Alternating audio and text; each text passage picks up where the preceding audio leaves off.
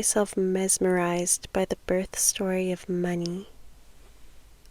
So many people view money through the lens of greed, vanity, control, as an evil force that interferes with morals, as something scarce to hold on to with a tight grip, fearing whatever you let go of will be gone forever and will set you backwards on your path to success, on your path to wealth. The thing is, money was never created as a moral object. It was a technology. Why is any technology created in the first place? To extend human capacity, to allow for more of our humanity to be devoted to what truly matters to them. Humans use their beautifully creative minds to contribute to the evolution of humanity itself, of the world, of our corner of the universe. That is technology. And money is one of those technologies, with a very fascinating birth story, I might add. It's had a very long gestation period, thousands of years, and it's still evolving today. We can see that in the way that there are many different accepted currencies.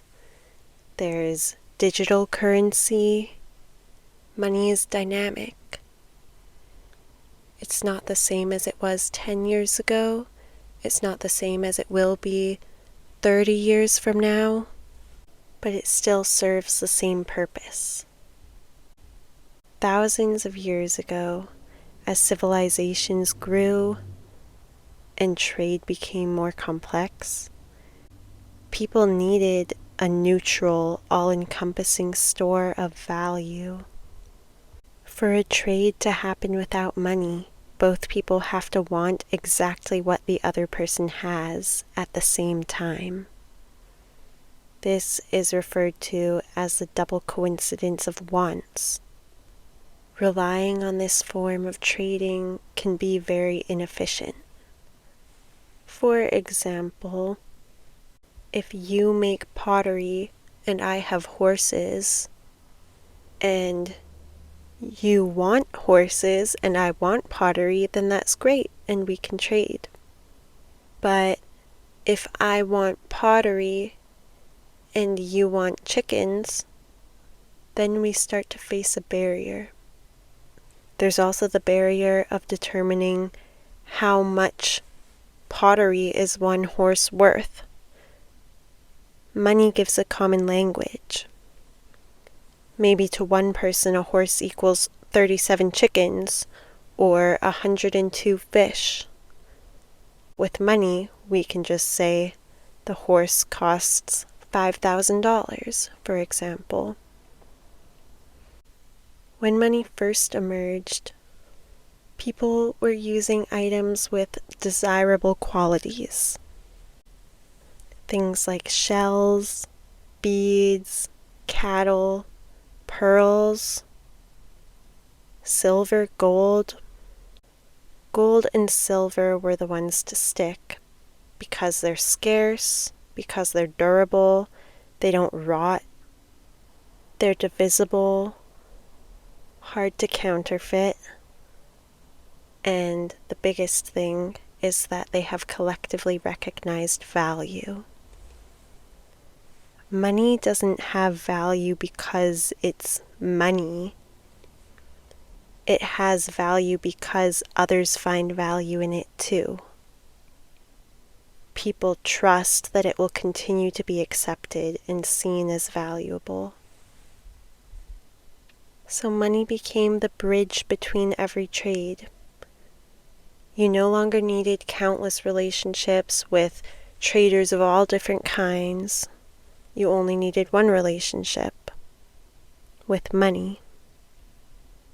A relationship with money is a very interesting topic. There are so many variations in how different people hold their relationships with money. Money is a beautiful thing, and it makes me sad to see it so often demonized and to see people feeling like they're at the mercy of money, like it's this thing that they're always chasing but can't seem to catch. The stress, the fear, the anger, the grief, the anxiety that causes in people, the limits people place on themselves, all for the sole reason of money. It is very sad to me because I don't believe that it was ever meant to be that way. By studying the language around money itself, we get a glimpse at the real intentions of the creation of money. Language preserves how our ancestors thought. It's like this time capsule that our ancestors, they created these words, or they associated certain objects with these existing words, and they do that intentionally. There's purpose behind language. There's intention. And there's information of the past stored in each word that we have today. The word cost comes from a Latin root, constare, which meant to stand together. And when we think about it, that's a very beautiful image, because the cost is where the buyer and the seller stand together. Price comes also from Latin, from the root pretium. Not sure if I'm saying that right, but this meant worth, value, prize, reward. Price wasn't originally just a number. It meant something considered valuable. So often we hear about the price as this negative, almost like aggressive thing. The price being so high or overpriced. But the original meaning of this word was just something of value. And then there's the word wealth. This one actually comes from an Old English word, wela. Again, not sure if I'm saying that correctly.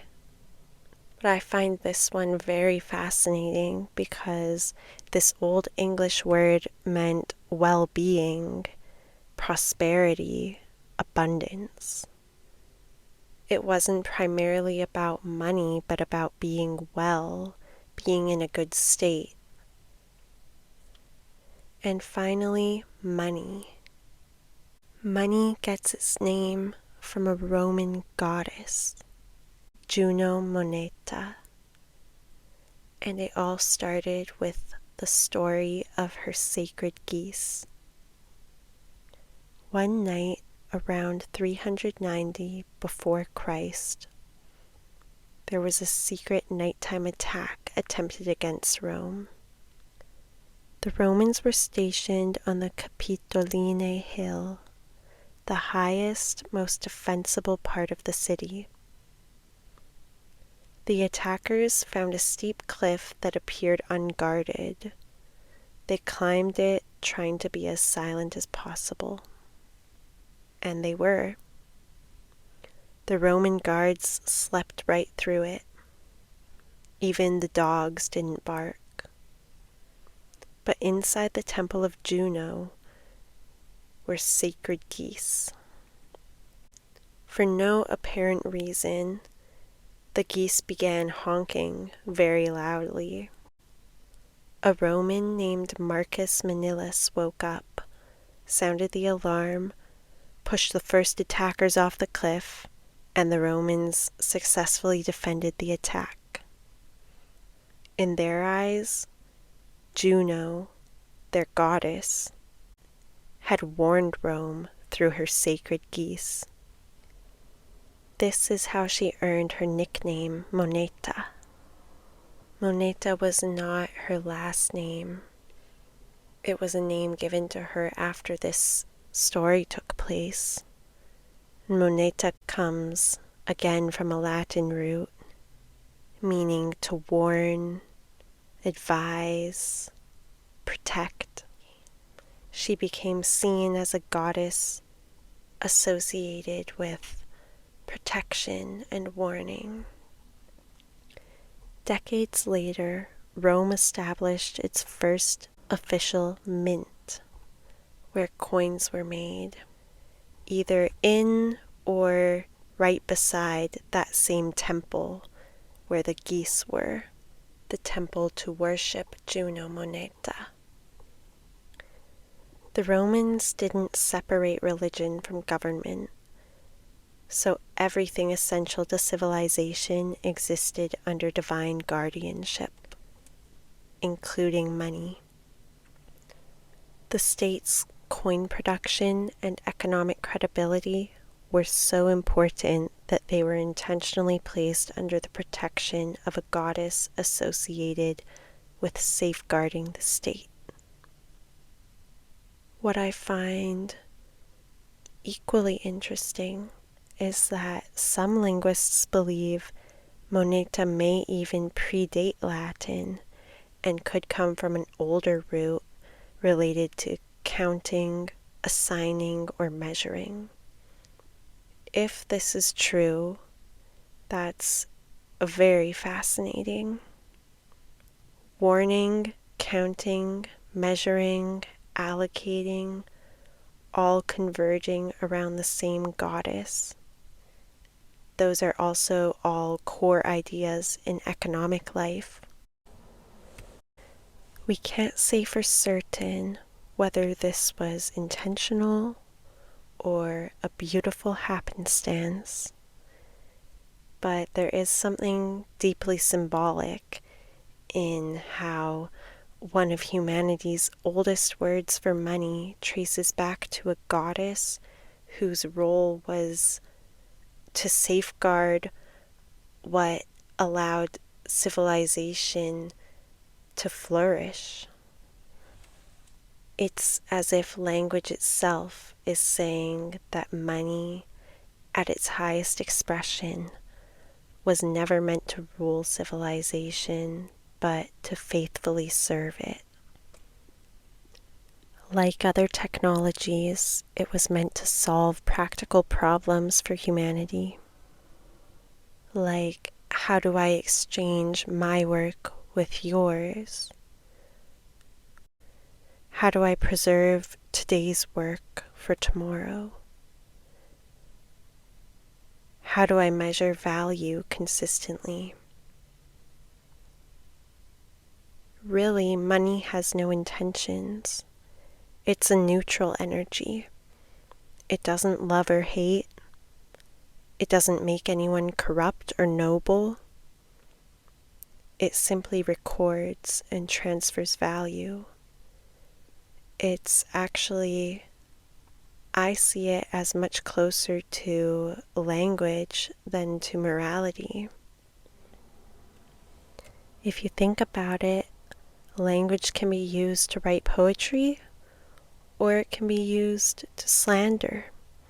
It can be used to express love and care, or it can be used to express violence and hatred. It's a tool. The existence of the tool doesn't determine the ethics of how it's used. But a lot of people today do see money as evil. There's a well-known Bible verse paraphrased as, "Money is the root of all evil." I'm sure that sounds familiar to many of us.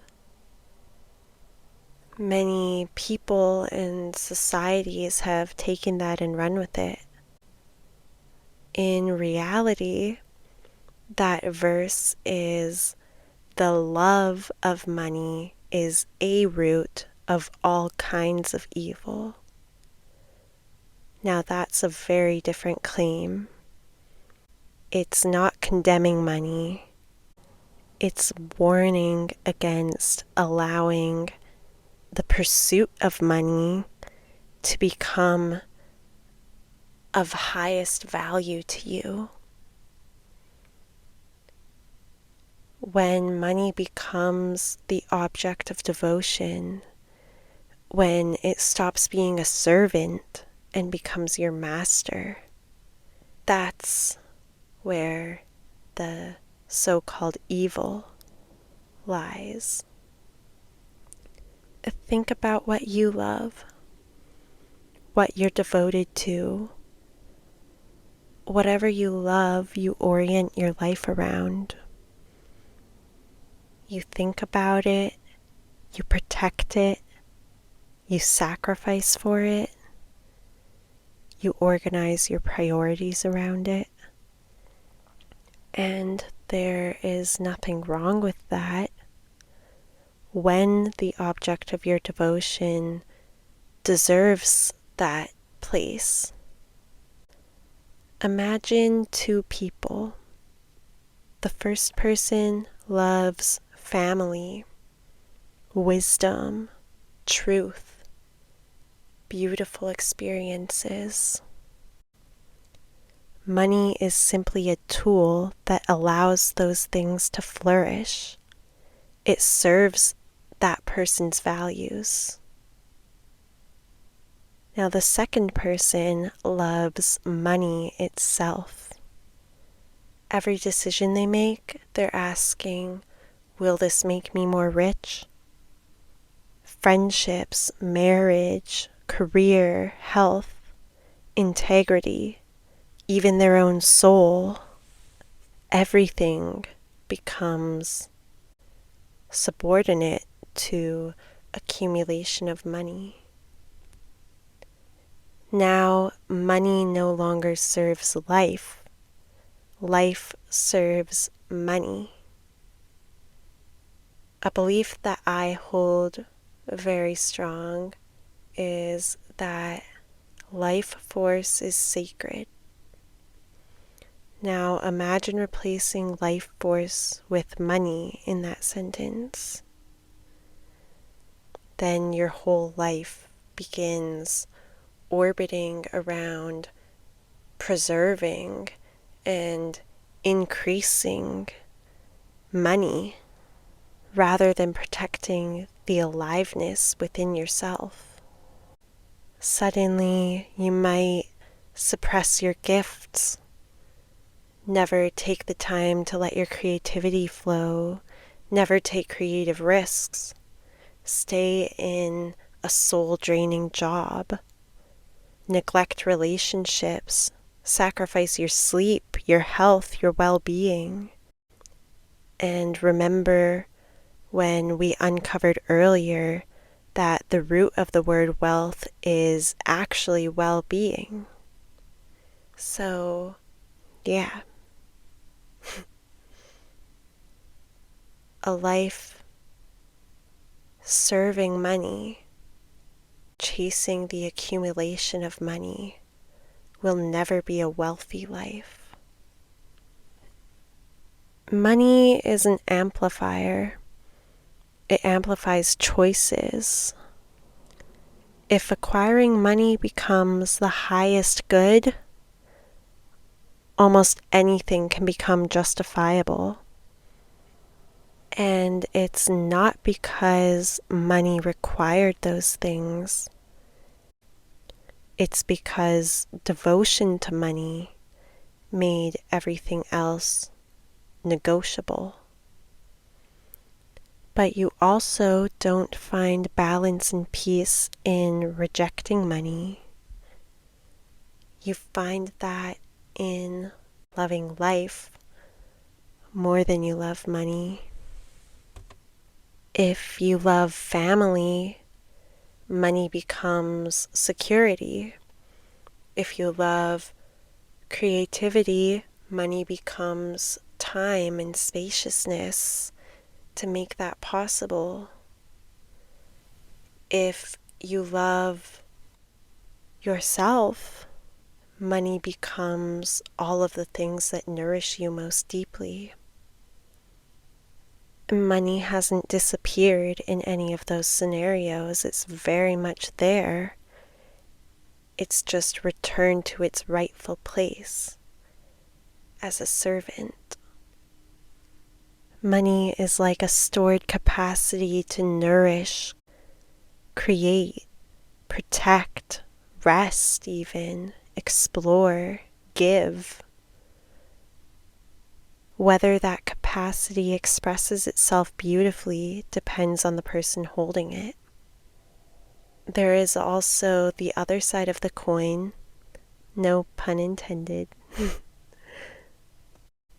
where people become just as attached to not having money as others are to having it.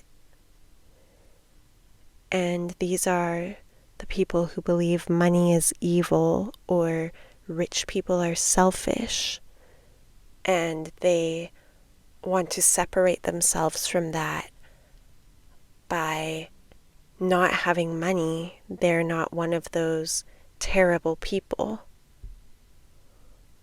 But these people are still organizing their lives around money, just through fear and rejection rather than pursuit. I feel that many people imagine generosity as emptying yourself for everyone else. I've come to see it more like tending to your own garden so deeply that naturally and inevitably it grows fruit.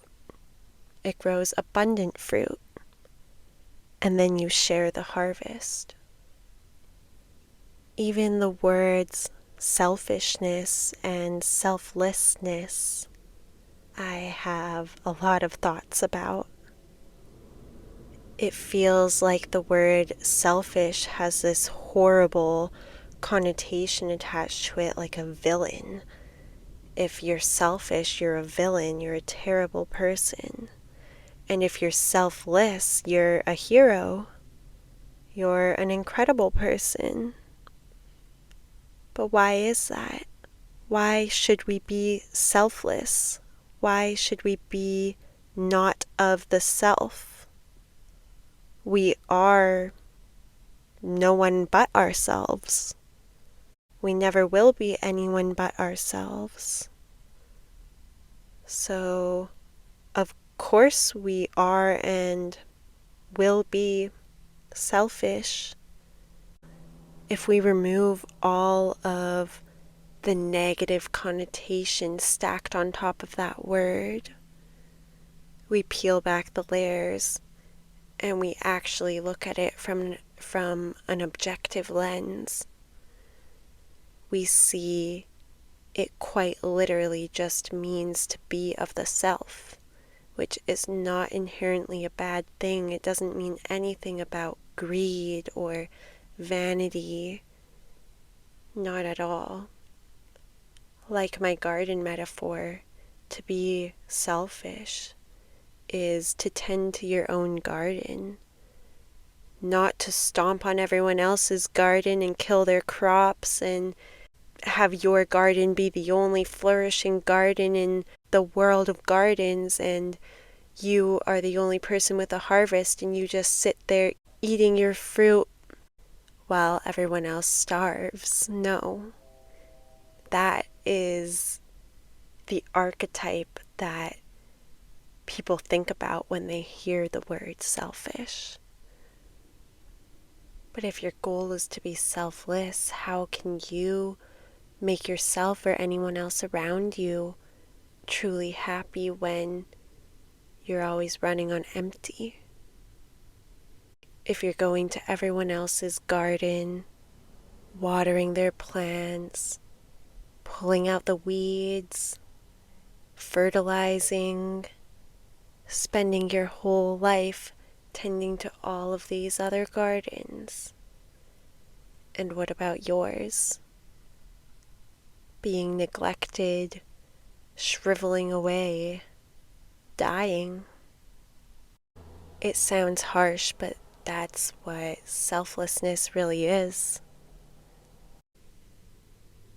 So, if money allows you to become more fully yourself, to cultivate beauty, freedom, generosity, a rich inner life, then it remains a faithful servant.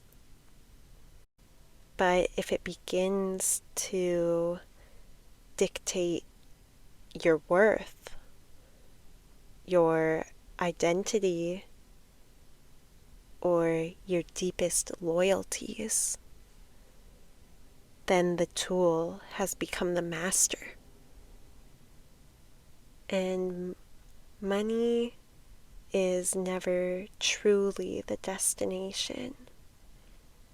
It might be in your mind, in your goals, but it will never be in your soul. Money is one of the conditions that can make overflow more possible.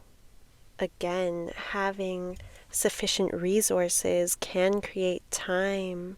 It can create rest, spaciousness, creative freedom, generosity chosen freely rather than from obligation.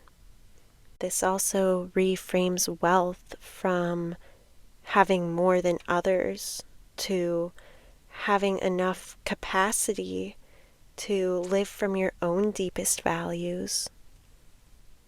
Money was never meant to be our master or our enemy. It was meant to remain a human invention for carrying value across people and across time. It can be such a beautiful tool. It is such a beautiful tool. The moment that you allow it to be, the moment that you decide that it is a beautiful tool to you, then that's exactly what it becomes. Beautiful. I'll leave you with that. Until next time.